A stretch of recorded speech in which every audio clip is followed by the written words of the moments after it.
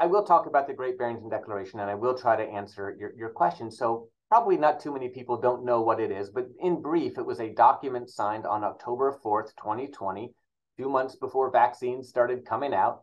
And it was written by three epidemiologists, I'll say. Jay Bhattacharya from Stanford, I think he's more of a health economist, Sunita Gupta from Oxford, and Martin Kulldorff, who at the time was associated with Harvard. And all three of these doctors really, really underestimated COVID at the beginning. Sunita Gupta was predicting herd immunity for the UK, I think, in the spring of 2020. Jay Bhattacharya wrote an article in the Wall Street Journal called "Is the Coronavirus as Deadly as They Say?" He said it was not. He predicted that it would cause between 20 and 40,000 deaths. And Martin Kulldorff was predicting Sweden was going to have herd immunity in April 2020. So all three of them really underestimated the harms of the virus, and they really feared lockdowns. And I don't blame them. We always have to think about the worst case scenario. And I frequently get accused online of saying lockdowns had no consequences. No, lockdowns were horrible. People's businesses suffered. Their social networks were severed in a heartbeat. Schools were closed. Church, it was awful. People who had planned wedding, it was terrible. It was a brutal solution to a brutal problem. And I just want to point out that I was spared most of the harms of lockdowns. I never missed a paycheck. I was never lonely because I worked throughout the pandemic. My kids had remote schooling, which affected them quite a bit, so I wasn't totally spared. Anyway, so that was their starting point. And they got together, as I said, on October 4th, 2020, and came up with this Great Barrington Declaration, which its origins were a little sort of shady. It was sponsored by this man, Jeffrey Tucker, who sounds like a sort of cartoonish villain.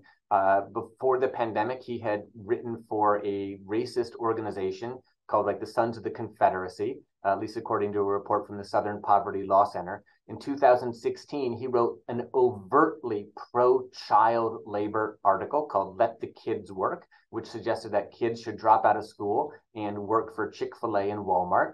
And he was also pro-child smoking. He said that children should smoke when they're teenagers because it's cool and they can quit before it causes any damage. He didn't think cigarettes were addicting.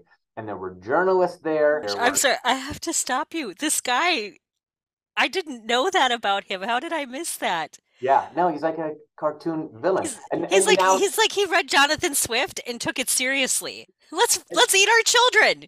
and now he claims to be very concerned about closed schools. So it's all sort of a farce. It's all sort of an act.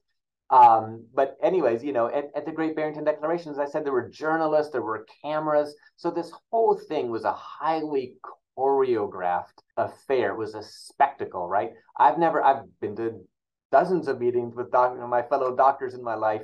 We've never had journalists and cameras there filming us. And the very next day, they were at the White House meeting with Secretary Alex Azar. They had already met with President Trump. So it was a very sort of political document.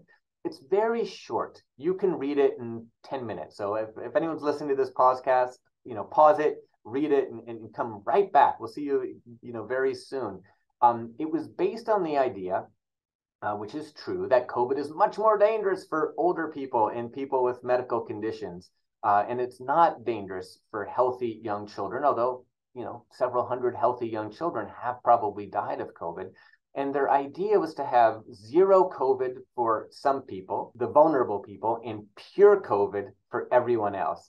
They thought that two things. They thought that people could be easily identified as vulnerable or not vulnerable.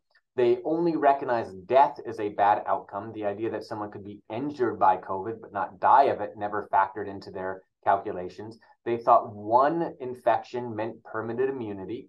They thought that children could not spread the virus. And they thought that vulnerable and not vulnerable people could be walled off from each other for many months in a row.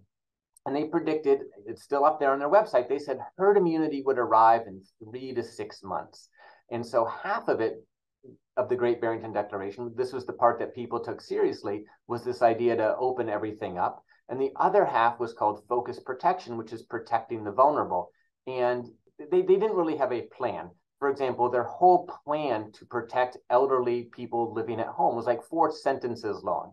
And it was things like, during times of high transmission, public health officials should deliver groceries to people's houses. And that was their plan. That's a lot harder to do in real life than to write in a declaration. So they made very, very probably impossible things sound very, very easy. I kind of liken it to a football coach whose plan is score more points than the other team. It's not the wrong plan. In fact, it's the exact right plan, but it's not going to work. And the fact that it was an impossible plan, and again, I put that in quotes because it was really just a list of demands: feed seniors at home, give them hotels when they need it. But the fact that it was impossible always allowed them to say, no one is listening to us, no one is listening to us, which was very useful to them.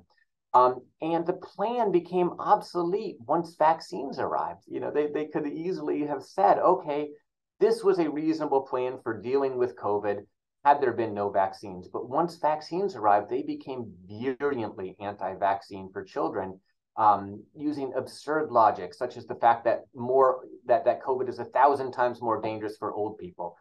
Okay, that's fine, but that's not a good reason to let some children suffer and die. I think, and I think you'll agree with me, that 0 children should suffer or die for lack of a vaccine. And they have a different answer. And that was not normal in 2019.